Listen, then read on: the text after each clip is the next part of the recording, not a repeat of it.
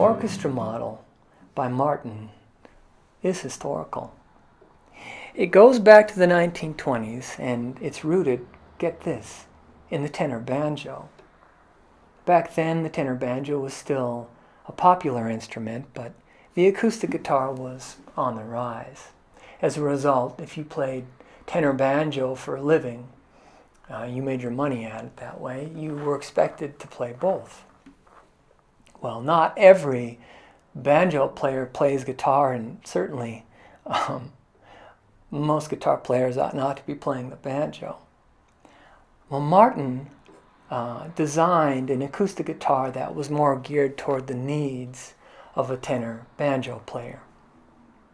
And like the tenor banjo, this guitar had 4 strings.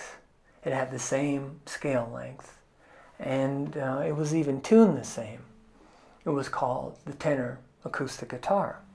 And basically, if you could play the tenor banjo, you could play the tenor acoustic guitar.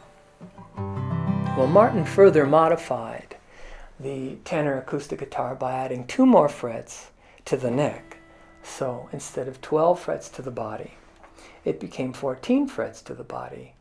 And that enabled the player to reach that higher part of the fretboard with ease.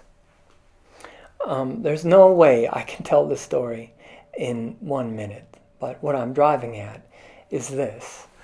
Shortly after Martin started manufacturing 14-fret tenor acoustic guitars, they started to manufacture their 6-string guitars with 2 extra frets. So again, instead of 12 frets to the body, it became 14 frets to the body. And that's what invented the orchestra model. It's the first 14-fret 6-string acoustic guitar. And it's the reason why every acoustic guitar manufactured from the 1930s on up to today has a 14-fret neck. Well, this is an orchestra model 28 by Martin, but with a twist. It's a modern deluxe. One might call it something old and something new. And I'd like to begin my impression today with something old, and that's the neck shape. The shape of the neck is what Martin calls a vintage deluxe, and it differs from other Martin neck shapes, such as the low profile, the modified low oval, the modified V, in that it's not symmetrical, it's asymmetrical. So in other words, as the hand maneuvers up and down, it doesn't adjust to the neck adjusts to the hand. While this might seem like a brand new feature, the neck shape is actually based on a pre-war orchestra model Martin. And something new, the soundboard and the braces have all been torrefied, and what that means is they've been heated up, these pieces. And as they heat up, certain substances are baked away.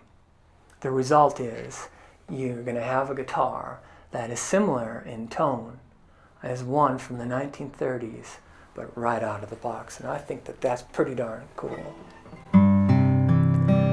Well, I say if this guitar were yours, the search is over. In fact, you might go ahead and sell every guitar that you do have, because this one is enough.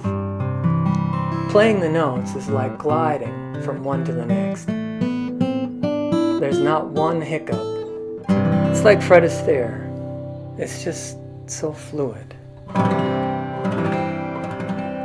And it's spirited. I can feel the vibrations in the body, in the neck, and then also up here at the headstock. And there's a nice percussive quality to it when it's strummed in a certain way. And that's a lot of fun. There's a lot one can do with this guitar, and I think one could do a lot more than ever imagined. The Orchestra Model 28 Modern Deluxe by Martin will turn you into a better player.